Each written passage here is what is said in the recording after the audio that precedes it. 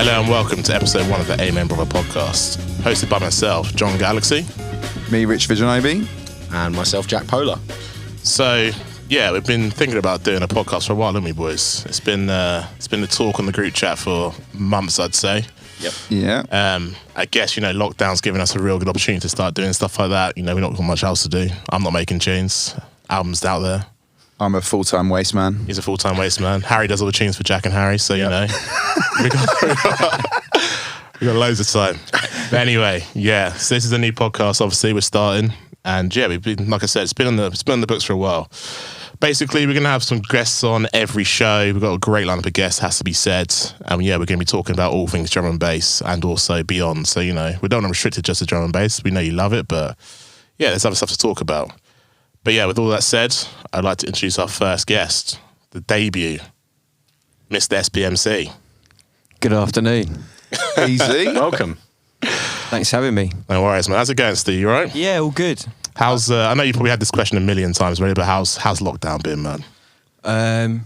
It's all right now. I mean, obviously, I think kind of acclimatised to it a bit, haven't we? That's what I've realised. I think, as humans, we adapt, don't we? So you give it a little while and then, I've kind of settled into my groove, as it were, and come to terms with the fact that I'm not making much money at the moment.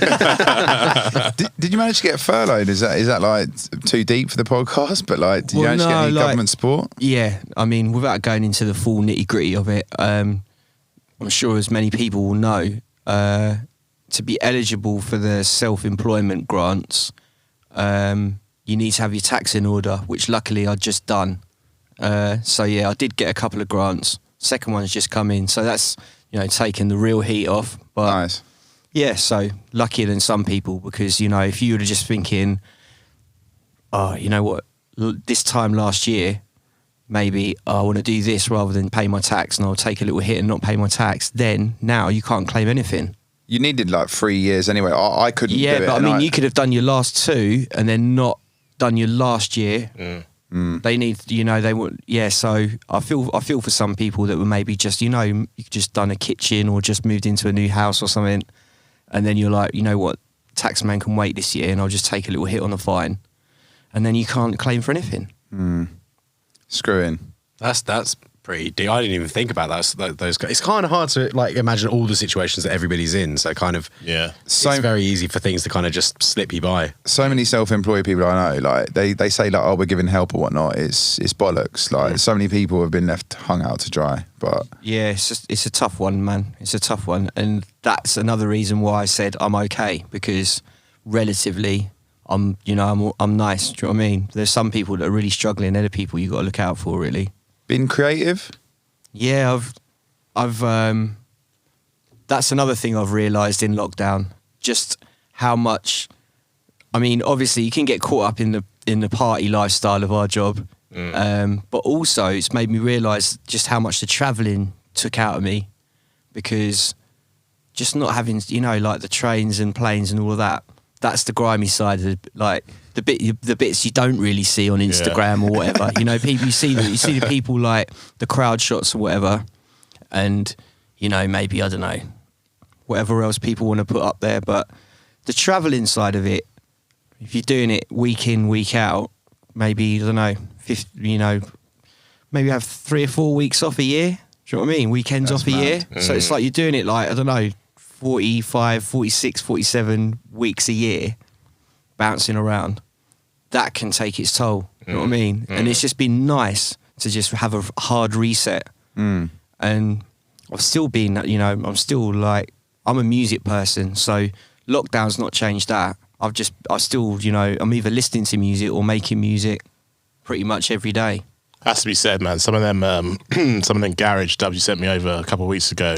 Oh, did I send you the folder? Yeah, you sent me the folder. Oh, yeah. Where's the folder? Yeah, I never got this. I've been cooking. I can just tell he's been cooking. That's what I was saying. And that's just, that's kind of what I've been trying to be my priority, because it's something that from the 12 I did on Century that come out last year, that I got a good feedback from that, and I think that was a nice feeling, because I honestly didn't 100% know what way that was going to go, because it's like I knew I had like a little kind of small fan base of people that were into my dubstep stuff, but was that gonna, do you know what I mean, translate to if I did a Garage 12? So in my little bubble, I was like a little bit worried about that, but it went better than I could have expected. Everything sold out super quick. Mate, so it was like, you smashed that, man. That was, it was the vintage one you're talking about. Yeah. Bruv, that was ridiculous. Slugfest. yeah, vintage and Slugfest was the other Yeah. side, but that kind of clicked. Something clicked in my head where it was like I felt like there was a way, because the B side more than if the A side was more what you could call like kind of traditional garage. Do you know what I mean? Not like female vocal, Rhodes samples. Do you know? But the B side was something where I was like, in my head was like, I want to do a tune that's kind of that old Virus, Ed Rush Optical sound, and try and shoehorn that into a garage kind of groove. Yeah. Nice. And because that's, you know, Opticals like would be in my probably top 3 producers of all time, just for like what he did, how much he changed it. I mean, we're already off, aren't we? Mate, we're going to get onto the influences. Don't worry. We're going to get onto that. Yeah. We'll get into that. But yeah, no, like the garage, that's basically, if to go back to your initial question, what I've been up to in lockdown, the majority of my time has been spent cooking the next batch of the garage stuff. So I'm trying to do an EP, but that might end up getting split into 2 12s just because of what best works in the modern kind of game format. Yeah. Yeah. And I'm pretty sure, like, I can't remember what it was, maybe like 3 or 4 months ago, I'm pretty sure I saw you working on a pretty grimy sounding, like, like kind of neuro funky, like funky hard drum and bass tune. I'm sure you had kind of own as well. I've just been trying to. What I've realised is I can get bogged down if I work on the same tune for too long, and I'm not. Every now and then I might work. A tune might come out quickly, like it'll be like 2-3 hour tune, and you're like, wow, it's nearly done, and then you just kind of finish it off. But more often than not, it will be an idea that in my head is like, the first couple of days, it's only probably a quarter there, and you're like, right, the groove's there in some sense, but you've got to then work it out. It's like a puzzle to work out sometimes for me. Yeah. Do you know what I mean? And I'm not one of those producers that's like super savvy technically, so then almost becomes like a trial and error thing with me, where I'll just like slowly work my way through it and be like, oh, I need to get that better, and I just slowly work my way, and the tune starts, and then I'm like, oh, that's kind of half done now, and then maybe, you know, I'll go and work on something else for a bit and come back and be like, all right, it's getting there now. And I've got a nice little bunch of tunes now that are like all on 3/4 done. It's probably 20 tunes there, and it's all different styles. Do you know what I mean? Mate, it's about 17 more tunes than I've got done. So that's really but good. The other reason, like to explain why, I feel like I would have been, because my wife's been working from home and she's got her work structure, that's really helped me.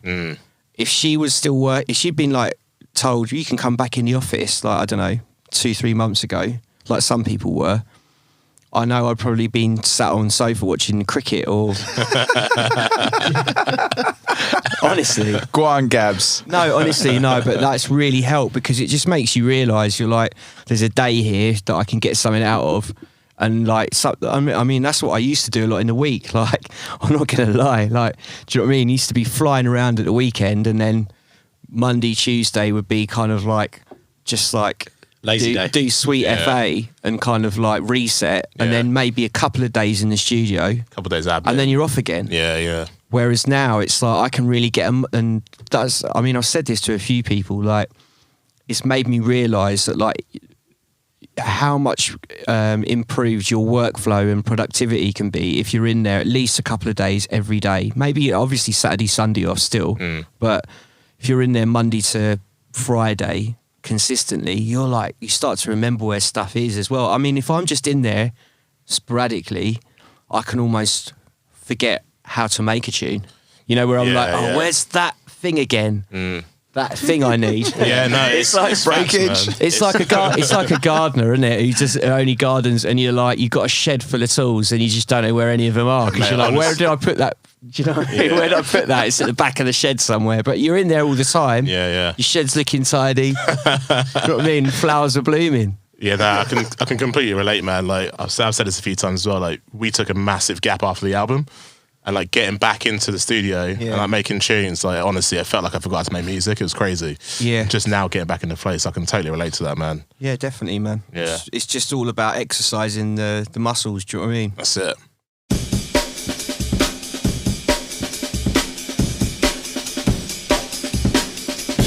Like, what's your first vinyl you can remember copping, or like the most memorable one? Can be any genre. It hasn't got to be drum and bass. If I know some people would be like lie about their first vinyl and then say something that's really nang. Like, just to make yourselves look really. But like, I think my first vinyl I actually bought with my own money was Baby D, Let Me Be Your Fantasy. Oh, it's a Strong. big That's a rhythm. strong. I mean, it's a big tune, but it's not like.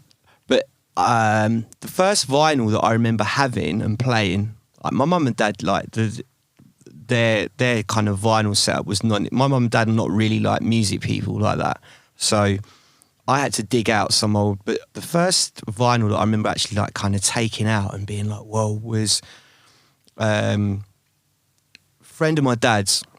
He had a son, and sometimes they'd meet up and we'd knock about. And he came over with Michael Jackson Bad on vinyl and was like, "You need to hear this." And then like I remember that was before. So I'm trying to think when Michael Jackson Bad came out. I'll have to look it up, but that feels like early 90s. Yeah, Jack's going to Google it whilst we're talking. So. Yeah. I just remember that vividly because it was just like the music was super sick, the artwork was sick. I mean, you already knew who Michael Jackson was anyway, but that was... He was well established by the time that came out. But Bad was... It was 1987, that was. Oh, mate. So maybe that was... I would have been... So I was born in 79. Yeah, so that's... I was thinking that was more like 89, 90, but yeah. That was the first one I remember like seeing and holding. Sick. But I think tapes as well though, like... To give you an insight into my early kind of upbringing like that, I wasn't a big vinyl hoarder, and I didn't ever want to be a DJ. I was more of a. Some of my friends had decks, or their older brothers had decks, and then I heard tunes that kind of gassed me and made me get into the music. But then I was more of a like go to the record shops with my mates that bought vinyl, and then I'd buy the tape packs. Do you used to like, because I come from a similar like generation, maybe a little bit obviously younger, and I just remember exactly that, being on the bus to school swapping tapes with people, like who's got the Bad Randall tape this week. Yeah, that's a massive, that's the root of my kind of beginning. Do you know what I mean? That was more the tapes, and before I'd even seen a Technics deck, I was on the tapes thing. Do you know what I mean? Like like I said, my mum and dad had some dusty old record player. I'd seen vinyl, but in terms of the actual rave music or hardcore music, which is what I heard first, I don't think I'd seen anyone actually DJ in the flesh. I remember someone at school like walking me around, like one of my mates, Michael, that was like, I knew him from... There was like two places where we grew up where kids went to primary school. So it was like two villages, but we all ended up going to the same secondary. So I already knew this kid, but he had two older brothers. So that was kind of our in, because we were too young to actually really know about this stuff. But because they had older brothers, certain people had older brothers, and they'd all be sat on the back of the bus, do you know what I mean, with their, I don't know, Dreamscape, AWOL, bomber jackets. Yeah. Swapping tapes and, looking at flyers, and they'd be, they were already 15, 16. They were coming to, the end of their secondary education. We were just starting ours. And they were the people we were like, oh my God, do you know what I mean? Oh my God, they're smoking hash in the back of the bus. These guys are so crazy. That's reminding me of Spliffy Jeans era. Yeah, that whole era, man. It's like very, I mean, even just talking about it kind of just makes me smile, because it's, it was just there was a lot going on, and now to look back at what really spins me out to look back at now is how quickly the music was changing year to year, which I feel like now, I mean, but that's the same with you could say the same about probably house music, or when it was formulating, it was just like so many different flavors in the pot, and and it's just moving at a rate where it's like, it wasn't just speeding up.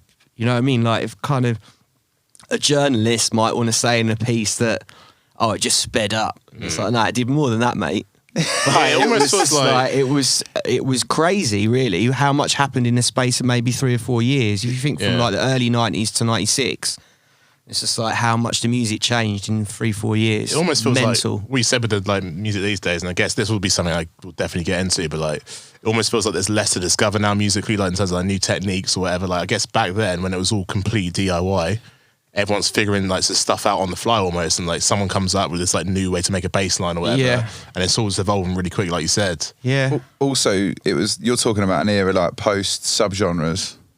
I'd imagine, right? Like literally subgenres. Pre-subgenres. Sorry, pre. Yeah. Because I just feel like it was freer back then. Do you know what I mean? Even genres like were just kind of like less important to an extent. I think it was all like, well, you know, like if you think about how many things got flung around back in the day, you had like, I don't know, so you had like techno, hardcore techno, jungle techno, tech step, I don't know, intelligent jungle. I was about to say intelligent. You know what I mean? Intelligent was my favourite. It's such a par to anything else involved. That was never going to last, just because it's too highbrow, a patronising kind of genre name, isn't it? Now, we're smart, you're stupid. Pretension in drum and bass has never gone down particularly well. Don't get me wrong, like some great tunes came out of that, but that was never gonna be something like jungle or drum and bass, because it's just like, come on, man, like it's not very inclusive, is it? No. It's like, there's one thing you'll know: drum and bass is all about inclusivity. Exactly. Indeed.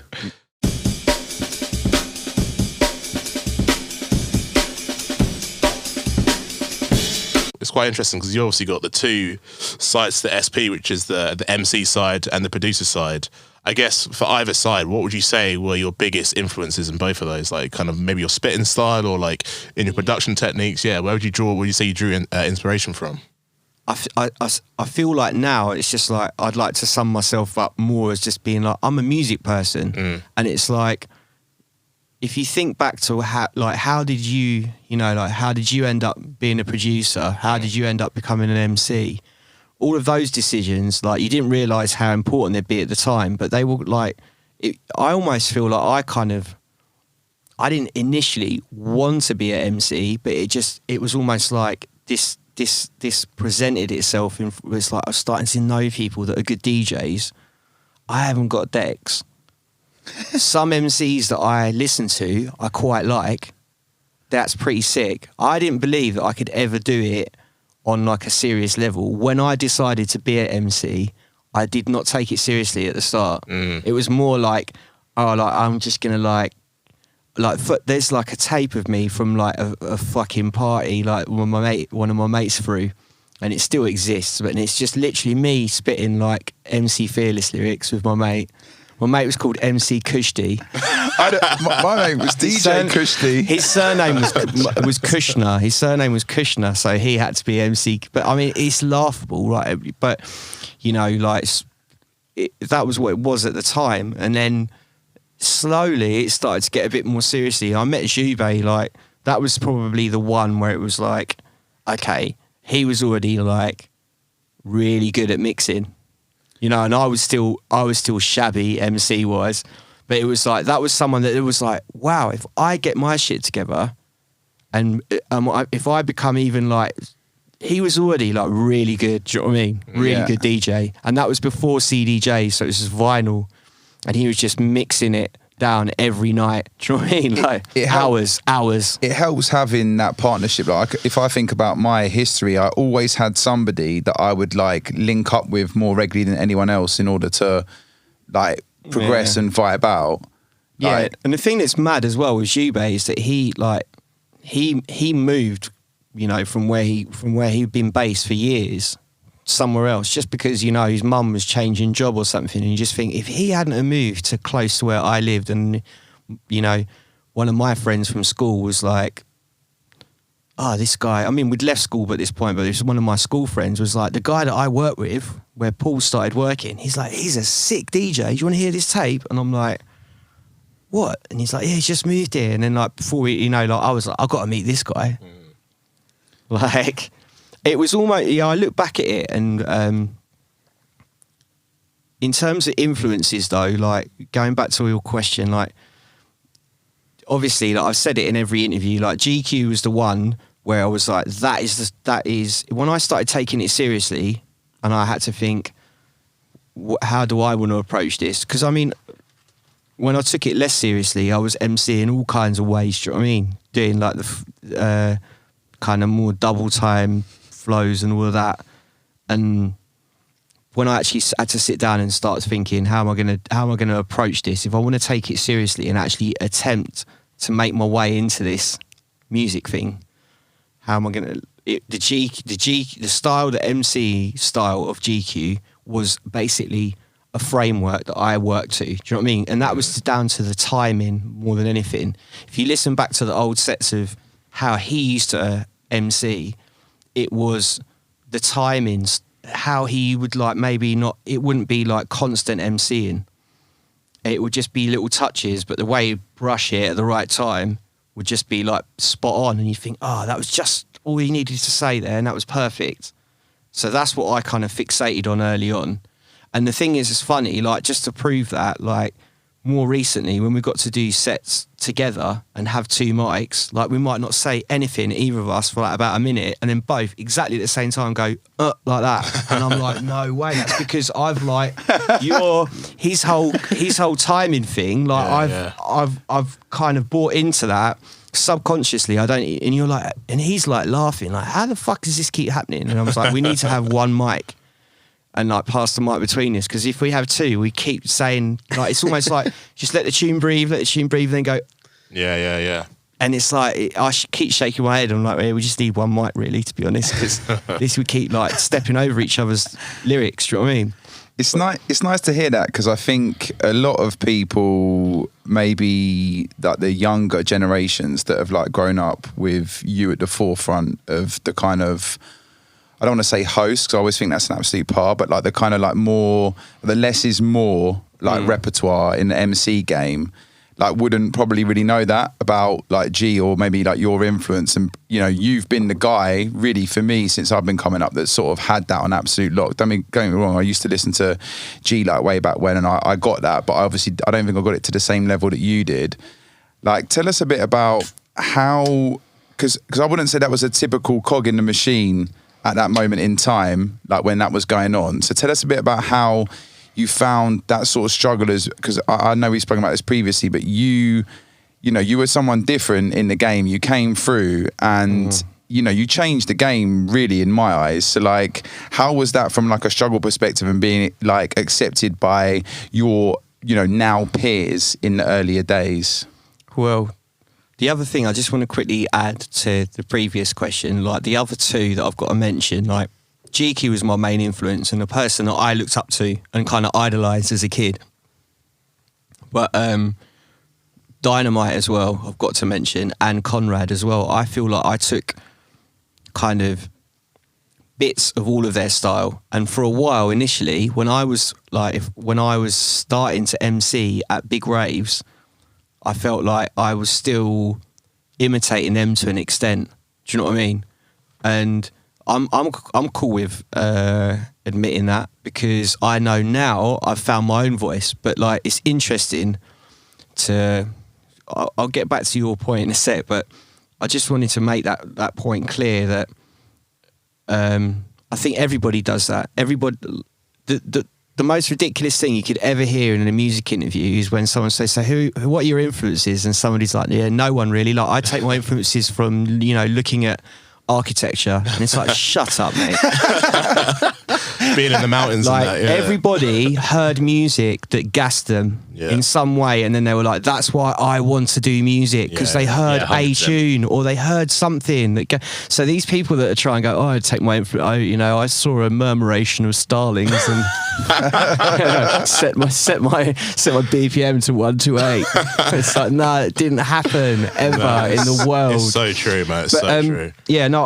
I just wanted to make that clear, like, GQ was the main one, but Dynamite and Conrad as well were like, but yeah, over time, I think it's to do with confidence as well. I had to kind of wonder why that is, and I feel that, like, initially when you're making your way into what is seen to be like the scene, quote unquote, which is like this, in my days, I viewed as some kind of impenetrable fortress that I could, like, I'd have to, like, wait for, like, midnight and then, like, climb the wall. Say a secret password. Yeah, like, I don't know how you get in. Do you know what I mean? How do you get in there? But, it's a thing of, initially, you have the people that you idolize and look up to, and then over time, once you're in there, you start to be more confident in yourself, and you can really start to express your own voice. I think that's universal to music as well. People that produce music, you're more likely than not to start your journey really inspired by one or two people, and then hopefully, do you know what I mean? If you've got a bit of what would you say, skill or graft about you, you start to realise, well, actually, this is long. I need to find my own voice. But that comes with your confidence. Also, you're young usually when you start out, innit? Like, how do you define even being an adult? Yeah, you don't know who you are yet. You don't know who you are yet. That's the thing as well. We're all in our late teens, early 20s when we're getting into this. But no, to go, sorry now, like, I mean, I'm already, like, blurring the lines between the questions and answers. It's calm, man. It's calm. But no, what you said about the struggle. Yeah, I do you know what I do definitely realise? And I wouldn't say I have to apologise for this, but there's certain people that I've, like, definitely apologised to personally. Like, where it's like, I realised back when I was young and I had my back against the wall, I didn't think that I was anywhere near in. Do you see what I mean? Where it's like, have I made it yet? Am I in? Or because that's how the scene kind of felt to me. Do you know what I mean? Like, I had certain things happen to me that then made me kind of chill a bit, and I was like, right, okay, I think I'm in now. Like, I'm doing it. I'm actually doing this, because I feel like I didn't have much self-belief initially. So, like, I've blagged it. Have I blagged it? No, am I actually good? You know what I mean? Like, you're kind of constantly questioning myself. Yeah. When it means a lot to you as well, you're going to be doing that, I suppose. Yeah, but like, I've definitely, like, what I was going to go back to, like, where I said I've apologised for a couple of MCs, like, where I'm like, I realised, like, back then, like, I was very, like, back against the wall, and if I was going back to back with another MC, I would be like, how I approached that now compared to how I approached that maybe nearly 20 years ago was a different thing, because it's like you had to prove yourself at every opportunity. So it was like, even if you got on with someone else and you're like, right, I've got to try and make sure that I come across as the better MC tonight, because back in those days you might be just put on a lineup with someone else, and I don't think I made many friends with people that, like, and there's people like no, but I was like, to explain, like, I was determined to do this. Do you know what I mean? And, like, now down the road, I could say, God, remember when we used to do those sets together, mate? And, like, I was, like, looking to take your head off, wasn't I? And he was like, yeah, you were, like, pretty, like, but not like Eminem 8 Mile shit. Yeah. But just, like, there's a bit of intensity there, like, where, like, we're still cool, but they would have known SP's, like, quite fucking, like, he's cool, but then he's a bit serious as well. Like, I look back at that time and just think I was very focused on, like, trying to. It's different now. Do you know what I mean? It's hard to explain. It's nearly 20 years ago. I think it's a bit sad that it's different now, because that kind of reminds me of, like, you said you didn't want to go into, like, the whole battle culture thing, but I think it is good to have that healthy competition, man. I have that with Ray Gun at the moment. Yeah. You've got to constantly be on it, and all it does is, you mentioned earlier, like, you push your craft that little bit further forward and you better yourself. And I think also as well, I was involved in the Renegade Hardware clique back then, like, at the end and that, and Clayton won't mind me saying this, he used to like expertly like play people off against each other. Do you know what I mean? So it'd be like, you know, like where he'd put you on the lineup and you'd be like, I can't believe it. You know, because we're all young and hungry. I was anyway. Yeah. Some of the olders might be looking at me like, SP's fucking, do you know what I mean? Craven. Like, I think competition's all right though. It's funny actually. I was watching a Kendrick Lamar documentary yesterday. Do you remember when he did that verse for Big Sean? Yeah. That Control one, right? yeah, when he went for everyone's He went head. for everyone, but then in an interview afterwards, he was like, you know what? Yeah, I don't think there's anything wrong with a little bit of competition, man. I'm friends of, and he even says in the verse, like, I'm friends of all of you lot, but ultimately I want to be the best. It is competitive sport. Yeah, it is but then as you competitive sport. then now it's someone else's turn to be young and super competitive, and me as a 40-year-old needs to chill out. Rich, mate. Rich Raise his hand there across the ring. Rich at his big age of 35 trying to say it's him. Come on, bruv. Come on, bruv. Yeah, you need to be chilling out now as well. It's time for you to calm down. I don't think I'll ever chill out, man. It means too much. No, I get it though. I get it. I totally get it. And I get it. I was going to ask as well, man, like, it was really interesting that you talk about GQ and all them lot, like, and I know you're, like, a big hip-hop fan as well. Would you say any of that sort of 90s stuff crept its way in as well? No, that's, like, to go back. I half answered the question, didn't I? So there was that aspect of, you know, kind of what inspired me initially was the jungle MCs and, you know, early drum and bass, as it were. But then when early 2000s was the whole UK hip hop thing as well. That was a massive. I remember like who showed me about Jest, and it was an MC called Mojo who used to MC. We used to do a set on Rude Awakening Pirate, which is like down. It's actually close to here, Dalston Junction, where Labyrinth used to be. It used to be up in there, but yeah, we used to do a set like Mojo brought us in on it, and it was me and Jube and Mojo. Like sometimes I'd do it on my own, sometimes we do it together. I think he's a music manager now for some like signed acts, but I've not seen him in a while. But like, really nice guy. Shouts to him. But yeah, there was a tour that was MC Recordings kind of collaborated with it. A lot of the dates were GQ's label. And they were tied in with One Extra launched. So this is like early 2000s. It was called Extra Bass Tour. So it was like the drum and bass. When One Extra used to support drum and bass better than they do now. Back in the DJ Flight days, yeah. Bailey, L Double was initially on there. But yeah, it was a live tour, and we would. There was like a little run of this tour. It was over a week. I think there was probably a London gig and a Bristol gig, but I remember this was in the early days of Obi and Joe Oakley before they set up echolocation as well. So there's a lot of things going on back then. It was quite weird to think, you know, all the people that were knocking around in the same cars and that were all driving around between gigs. So I think there was like maybe a Newcastle, a Manchester, a Leeds. You know, they were going on midweek. And I remember driving with Mojo and him playing me Jest. And I already heard like Kalashnikov. I think someone had a Task Force CD. But I'd not heard Jest. And then when I heard Jest, I was like, oh my God, this geezer's so sick. So sick. I mean, he still is today. Greatest ever, innit, John? Yeah, that's not this conversation now, man. Yeah, I got to quickly out. I always embarrass myself badly when I see Jest. Like, every time. Fanboy. Little, like, but not like, can you sign my vinyl? More like, we're at a couple of times I've been at Outlook and we've been a bit waved. And I can just see maybe he's a bit tired or he wants to get back to, you know, like, oh, mate, you know, like this tune or that. And he always just gives me that look, like he'll put up with me, but he's like, oh, allow me, mate, allow me. Last time I saw him was a hospitality at Finsbury Park. I can get very animated. And I knocked the drink out of his hand. I had to go and get him another drink. I was like, oh my God, Stu, like, just leave him now. Like, you can't get worse than that.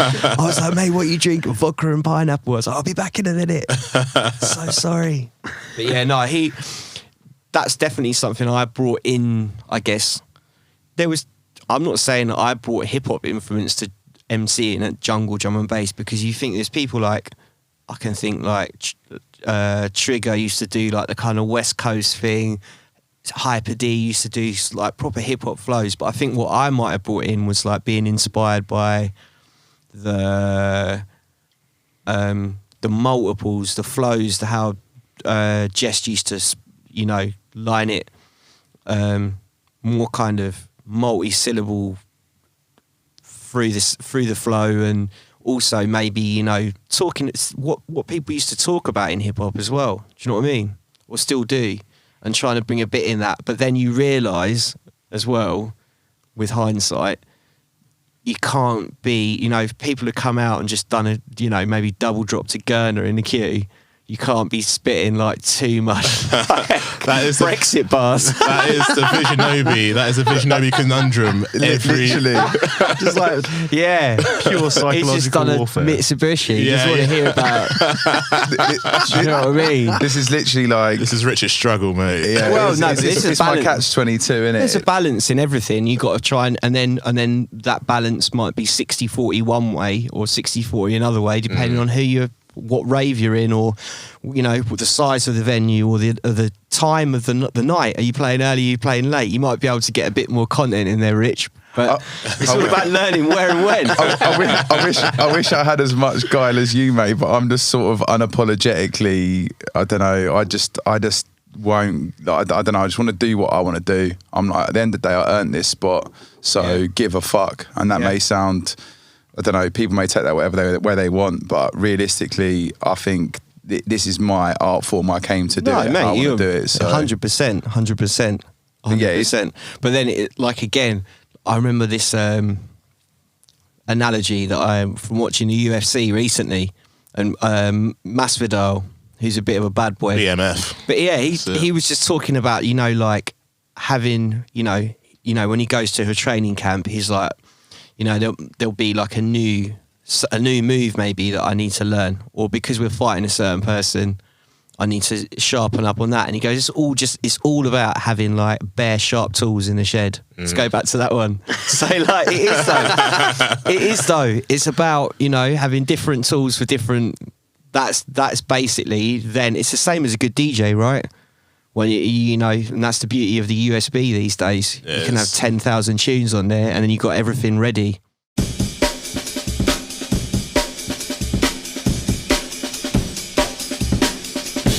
Best experience at a rave, or the best event you can remember? There's memories that I've got that like spring to mind actually playing, and then there are memories that I probably actually. I think I was so shook certain times early on in my career that I didn't enjoy it, if that makes sense. Yeah. So some of the things that I enjoyed purely, like 100% pure gas, would be the ones where before I was an MC. Yeah. Which is like, and don't get me wrong, you know, I mean, yeah, there's so many good ones. I would say my favourite one that springs to mind was me and a lot of my mates, when I still lived at home in Essex. We all went to Creamfields in 1998. It was the first Creamfields, and the drum and bass tent was Full Cycle V Records. So it was like I think Represent's album had just come out, so it's that era. 98, maybe, summer so that's a year 98 after, or 99. No, 98. So it was like Ronnie Size, Crust, Die, Brian G, Frost, Ryder, Fabio, Ed Rush, Optical. Who else was there? Randall. You know, like, but it was just one of those days. And the funniest thing about that day is that a lot of us got nicked on the way in and had to get we got cautioned and stuff or whatever. And we won't go into that bit. But yeah, they let us back out, and we were only out the way for a couple of hours, and we were back in there. And it turned out to be one of the best days for music, just for music that day. And that was in an era when festivals were actually loud. Before there was all of this kind of council 100 dB malarkey going on. Like, if you were standing at the front, it was chest-shatteringly loud, do you know what I mean? And I remember that era was like Shy FX, Bambata, Warhead, Wormhole album. You know, I mean, that still, you know what I mean? Like, that whole era to me is just a special era. But it's because of your age as well. The music was so good in the late 90s, and I was born in 79, so 97, 98, I was, you know what I mean, late teens. Yeah. Just that one. It just remembers, like when you think back and you're like, that was a perfect day. It didn't rain. It wasn't a perfect day because some of us got nicked, but it was pretty much a perfect day. And just one of those ones that I can literally close my eyes and picture certain tunes and where I was standing in the tent, and that is like a long time ago. That's 22 years ago. I'm not lying. The fact you remembered that many names off the lineup kind of blew me away a bit. I was like, I just that whole clique was so strong at the time. And then, like, I think maybe a couple of years after that, when Fabric opened, they did the opening night of Fabric. I mean, that's how big V Records and they had their weekly thing at Bar Rumba. Yeah. But I mean, if you think Fabric opened today in this, obviously pre-COVID, I can't think of how a drum and bass crew would be allowed to do the opening night. They did all 3 rooms. Yeah, that's ridiculous. Yeah. They did all the opening night of Fabric. Amazing. It'd be Martinez Brothers now, wouldn't it? Basically, if it was Fabric opening now, some sort of house techno act, wouldn't it? Yeah, it was. Yeah, that's crazy. Yeah, that was. I know that's just a sick era, but I mean, to go to ones that I've MC'd at, I think some of my favourite MCing experiences have been at Dimensions, Outlook as well, but just because that was a point for me that felt like full circle, where through my affiliation with Exit Records, I'd get booked there, and it would often be GQ as well, and then I'd just get to host the night with GQ. And it was like, if I think back to how this whole thing started, that was basically like, it's like a feeling of like, if you play a computer game and you're like, I've completed it. Yeah. And now I just need to go back through and find a couple of, like the missing moons or stuff. You've basically done it. And that is my kind of the music passion inside me talking. Do you know what I mean? Not because some people will be like, what do you mean you've done it? You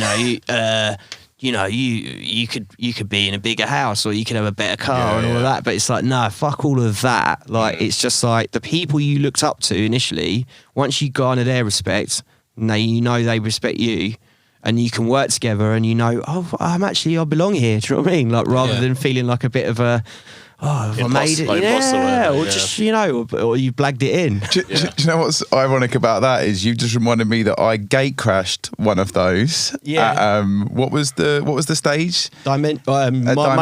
Mungo's. Where was that? I gate crashed one of those, and I was the guy that you just spoke about. Like, what the fuck am I doing here? Back to back with SP, and then G comes on, and all of a sudden I'm like, I think I need to leave. And just to go back into why those places. I mean, because I've been lucky enough to play a lot of cool places and with a lot of good DJs over the years. The recipe at Dimensions was just, I guess probably 8 out of the 10, 11 years. I think we did 10 years. 8 out of the 10, it didn't rain. 1, the weather's great. 2, where Mungo's, where Exit was lucky enough to always have our stage at Dimensions. We were the only drum and bass people there. Secondly, so we felt like we're representing, on behalf of everyone. And it was basically a kind of house and techno festival. We might have Giles Peterson, people like that playing there, and then it would be like Exit Records takes over on. So we felt like everyone was on their game for that. But also the sound system and the little place they used to put us. So it's like a dub. Initially it was Mungo's Hi-Fi, and more recently it's been Sinai. Sheffield guys, isn't it? But initially it was Mungo's, who are from Glasgow, but just proper dub rig, and where it's in the fort, for those who've been to Outlook or Dimensions know, like old kind of stone walls mixed with if you get it right and direct a big dubby rig in an enclosed space like that, it's like really warm bass. And then you're just there. It's like perfect recipe. You know what I mean? Like good DJs, like the kind of guy that I grew up kind of looking up to, and here we are. Do you know what I mean? It was just like those ones are like, in terms of my favourite whilst MCing, that would definitely probably be the one. You know, that's one of my like biggest things. I feel like I missed that one's Outlook, playing Outlook, man. Just going. Yeah, I've never even been either. Yeah, that's the thing. Like, So Oh yeah, some wicked so memories. good, man. I know Rich tells me about it every week. I do catch you about that a lot. There's Every one- morning at breakfast. Yeah, There was one year as well, I must mention as well, where it's like a bit of a reunion one where there was a Shogun stage. This probably like 6-7 years ago, I reckon. And me and Friction did like a classic set.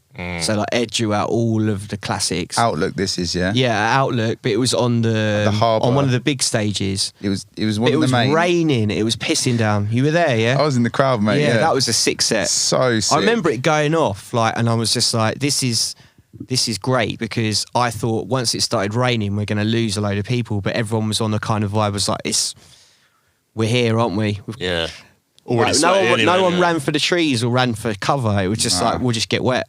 Yeah, Literally, Yeah, it was he brilliant. drew for it, man. You both went in. It was And sick. that was the night as well. And later on, the artist shuttle on the way home, Footsie and D Double were on the thing, and they were like, "Yo, SP, you just smashed it." And I was like, oh man. No, and I was like, they were like, "We were watching you. We were watching you for about," and I was like, "That's D though. That Yeah. one gassed me." Do you know what I mean? They were like, "We were watching from the back, mate, for about half an hour. I had a little spot under the tree," and they just said they were walking by, and they were like, That's another great thing about Outlook. You can get to meet certain people. Do you know what I mean? You're staying at the same hotels or sharing transport to and fro, and get to meet a few cool people like that as well. Me and Harry had a similar thing with as that when we were at Hospitality on the Beach. It was the last night of the festival, and it was the Solvent stage. We had the closing set, and then Simone leans over to us like mid-set, and she goes, "You know, Randall's behind you. He's just watching." And I was like, Yeah, "What? yeah, I Why would remember you that. tell me that?" Yeah, no. Then you get the jitters. Suddenly get shook, don't you? No, but that was the thing that was lovely. Was like if I'd have known that D Double and Footsie are watching me MC, I would have probably started playing on my mind. Yeah. But then, Yeah. not them just coming up to me afterwards. But yeah, no, it's like I've got quite upset, to be honest, that we don't get to go back there again for whatever reason. But I mean, that's what happens. I'm hoping that's not going to be like finite. Right, we'll have to wait and see. But I think what you I mentioned. just think I heard that I mean, without going into too much details, obviously, but I just heard that every year the Croatian, whether it's like the mayor or the town councillor, they would just always ask for more every year, and it got to a point where they couldn't really make It's it not work affordable. anymore. Yeah, which understandable, really. And that's how politics works. Sometimes they're like, let's just see what we can get out of them. The thing is, though, when you take that away, and then all of a sudden they're like, You're going to say, you got to think the local economy is going to suffer because of that, though, right? Yeah. Surely. mate, 100, man, that place is crazy. Like what you said, from an artist perspective, that's like probably my favourite thing, because everyone's just jamming together. Like you don't get too involved in the festival, like, not, you do, but like not. It is a bit of a, like, without sounding too wanky, like you hang around like with artists and stuff. It's kind of like you really do that networking vibe without meaning to. It's just everyone's there.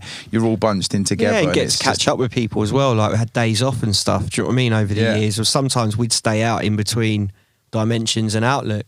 So then that gave us an opportunity to supposedly chill out and. I wonder what that right smile was for. Never works out that way. Yeah, like trying to have a quiet week with certain people, like back in the day, like Skeptical and Perez in their prime, which didn't ever end out that way. I remember seeing either you or Skeppy give the other one a piggyback ride for quite a substantial amount of time down to the transfer one year. Oh, mate, that's probably because one of us done our ankles in or something.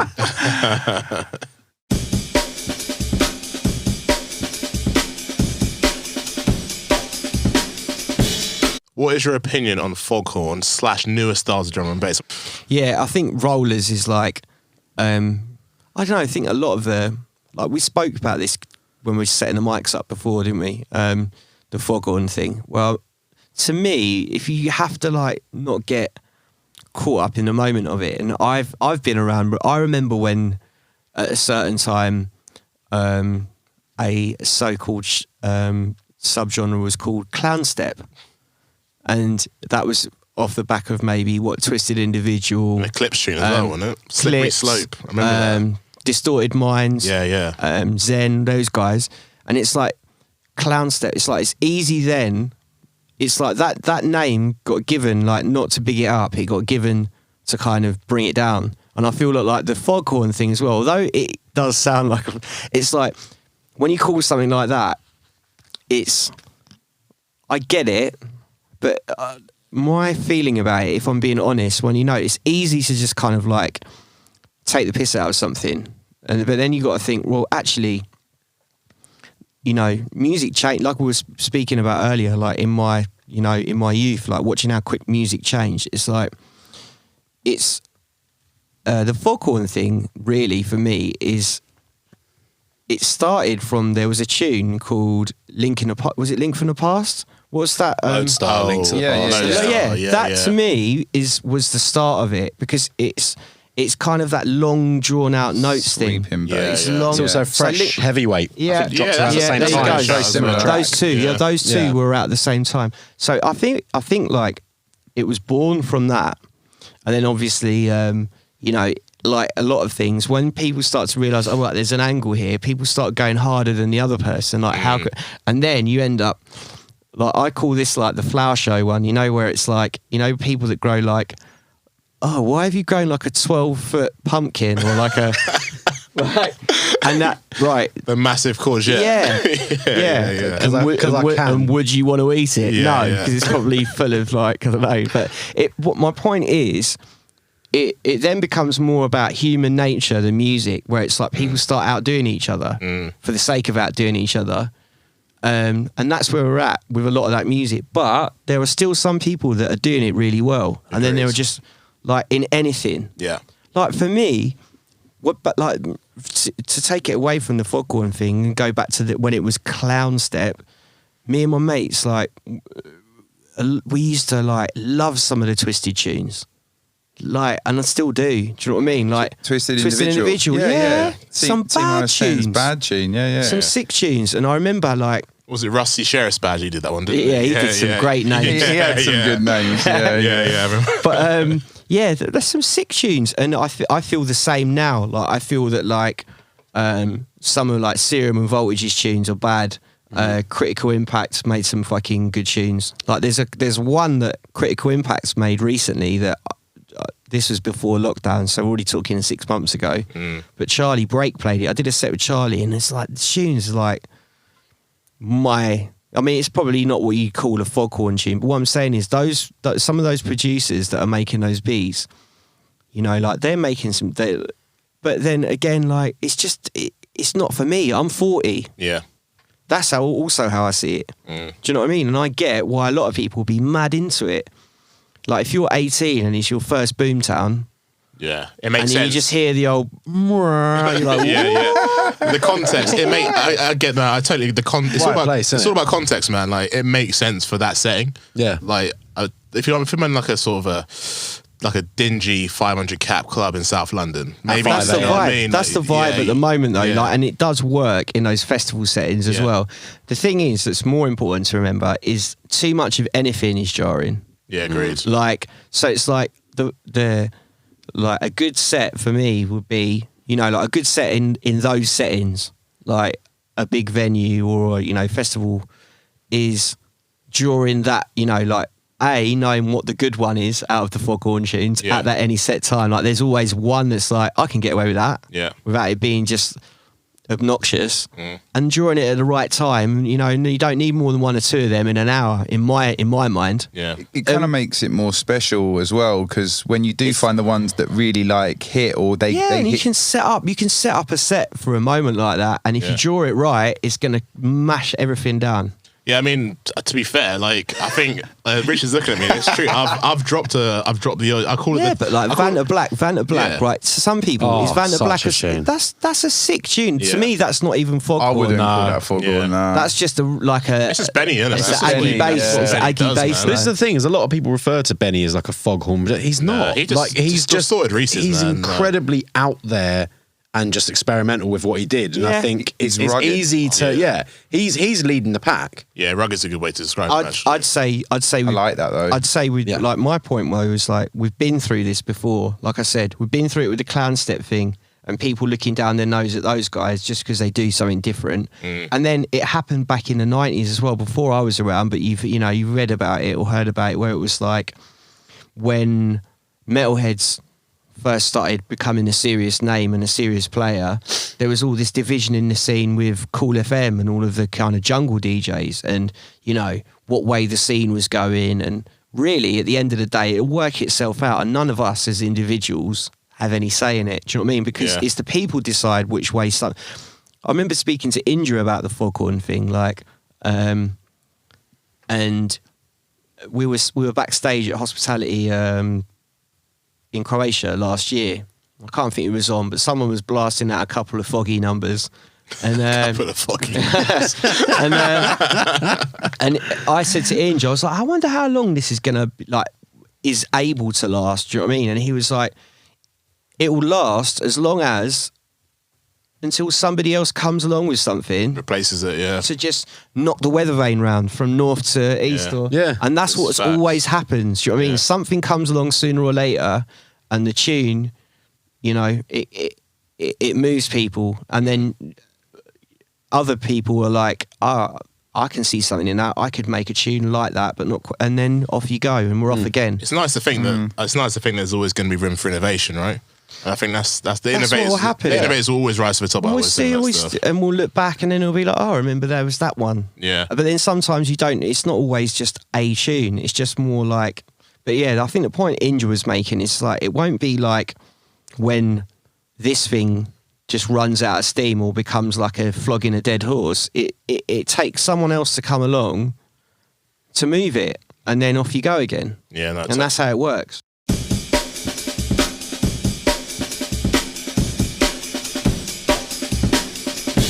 If you weren't doing music, where do you think your creative focus would be? The graphic design thing, that's what I actually started doing. So when I left, I didn't go to uni. And I mean, that's still a topic, isn't it? Should you or shouldn't you? My route was, I had a gut feeling that for graphic design, I didn't need to go to do uni. So I just did an apprenticeship. I was still living with my mum and dad, and I was getting like 80 quid a week or something. But when you're 17, you can kind of living at home, and my mum and dad didn't ask for no rent, so like anything like that, they were like, you're an apprentice, you know what I mean? You're learning to do a trade. So while I was an apprentice, they didn't ask for much from me to contribute, luckily.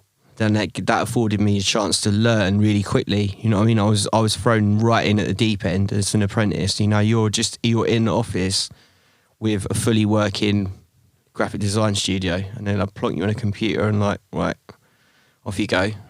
And you're like, well, I don't really know how to use it. And they're like, well, no, you're here to learn, aren't you? So get on with it. And then like, it was they'd something that someone would work on would. They'd fling it over and say, this is what I've got to actually work on and make look good, and then we'll get paid for it. But you have a go and see what you come up with. But it was very like, it's the way I like to learn. I've realised this as well with like studio more recently, where, I like to kind of someone to give me a little piece of the puzzle and be left to work it out. You know what I mean? Yeah. Rather than spoon-feed of what would say, I don't know, what would you say, more traditional education? Yeah. Where you sit around and it's exams, and by the time I'd finished my A-levels, I was sick of all of that. It's a bit too rigid, isn't it? Like, especially with like music as well, because anything creative. Creatively, apprenticeships all the way. And and with graphic design as well, there's always room for that. There's always going to be places where they're like, come and see what you're made of. Because I mean, there are some, the graphic design thing would be, but I've fallen in and out of love with that over the years. But that's only because graphic design is so tied in with advertising. Yeah. Yeah. So, if you're lucky, there's some people that like just design really cool stuff and, amazing. But like your average graphic design, I mean, I had to do some horrible stuff. Do you know what I mean? Yeah. And I don't know, for example, Paul Simon curtains and, like kind of black and white Yeah.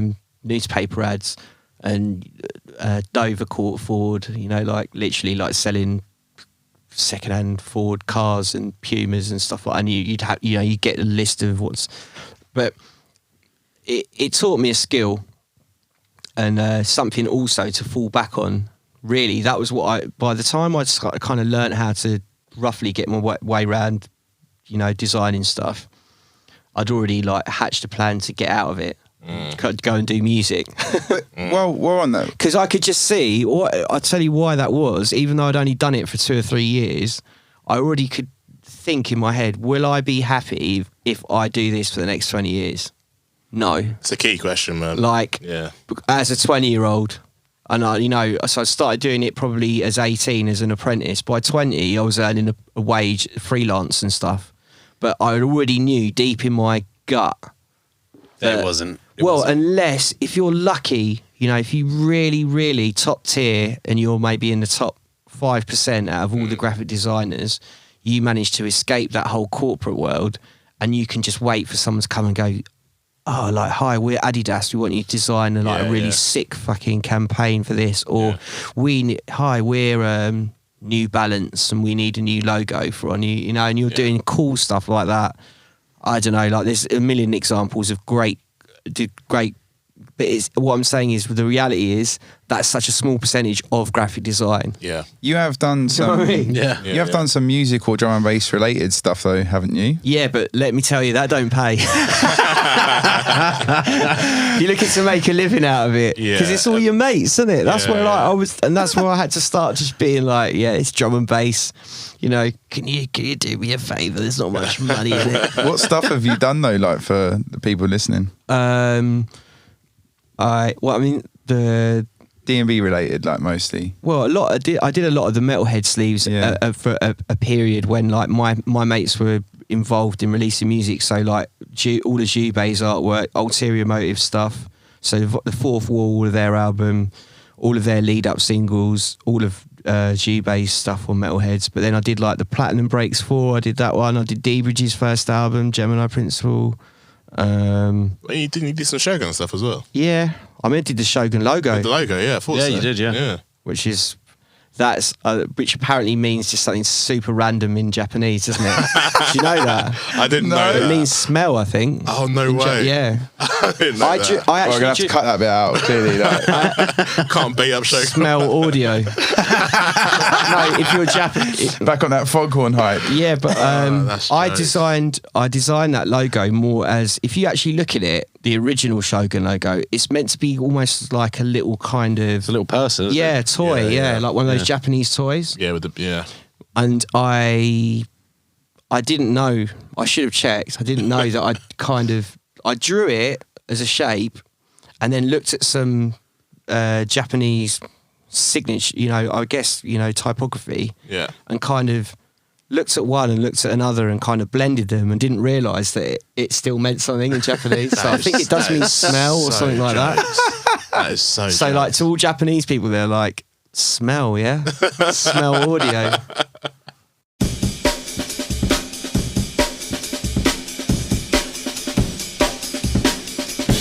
You've been restoring your Ford Escort Mark 1. So tell us a bit about that, because it's quite a romantic car. Yeah, I guess so. I mean, I haven't gone into the full... All I've done is like post up. I thought like... I still feel like this way about Instagram as well. Like, when I remember like if you look, my tag on Instagram is actually just SPMC. So that gives you an insight into how that I was on there early. Yeah. I thought Instagram was just a thing that you could filter photos on when I first got it.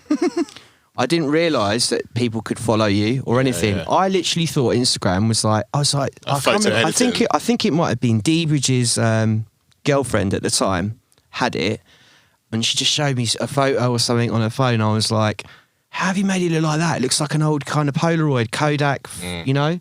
So I just thought it was a filter app.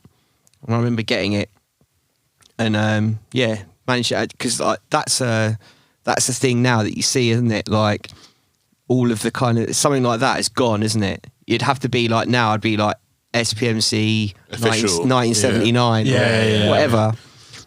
So was in there early, but yeah, going back to what I want to say about Instagram before we get onto the car is like, I like the idea of having a bit of an insight. I'm not like famous, but I like relatively speaking, you know what I mean, drum and bass fans, whatever.